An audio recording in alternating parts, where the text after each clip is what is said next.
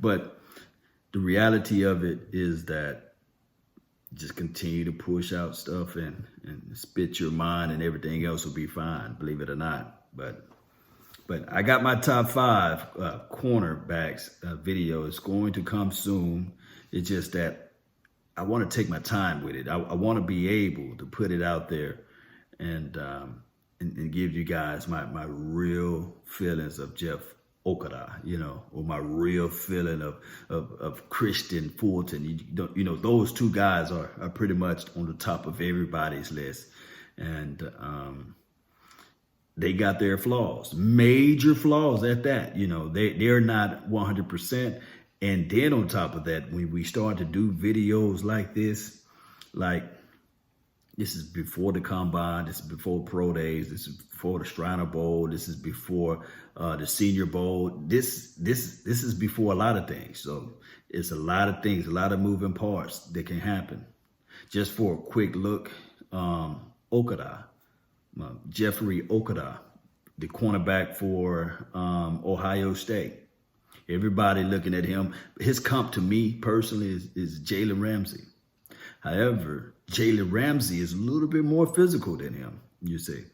And even if you look at this list like a C.J. Henderson, he's one of my top guys, physical guy. But you see sometimes that he whiffs on his tackles, you see. So a lot of things, even, look, put it like this. All of my top 5 guys that I kind of looked at and did my research on, they all whiff on their tackles, So maybe the person that's really that I got like 7 or 8, you see, I'm just going to give out you my list like a Jalen Johnson. Maybe he is better at cornerback for a certain team than a Jeffrey Okada, believe it or not, because he's more physical in a sense. He's a little grabby with his hands, but he's more physical. And then you can look at the kid, Jeff Gladney. Same situation. I got Jeff Gladney above Jalen Johnson, you see, because of his physical traits, because he can knock people out of the you-know-what. That's just how this thing goes, man. But cornerbacks, it's a vicious skill set to look at, because you can look at them, you can look at their comps, and you can say, well, CJ, yes, he puts you in the mind of Greedy Williams, maybe a Talib, but we would never know at the end result of how he's going to really become, you see. So it goes on and on and on and on and on and on, whether or not they're going to play in a cover 3 scheme or a cover 1 overall collective scheme, or they might get drafted and go to a cover 2 scheme collectively. And we would never know the total skill set. You may get a foolish team just like a Byron Jones, because you can look at C.J. Henderson and say to yourself, he does everything what Byron Jones can do, but better tracking of the ball.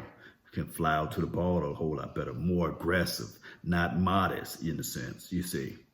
Because A.J. Terrell, we saw at the national conference, the championship game, he folded up like a lawn chair. I mean, very modest. Just couldn't tackle nobody. A.J. Terrell from Clemson, for those who don't know. And that's just how it goes, man. It's just like those big moments, those big games. Think about this. That championship game, AJ put that bad tape out there.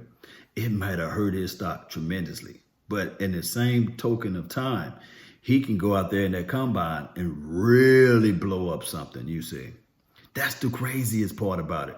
But neither here nor there.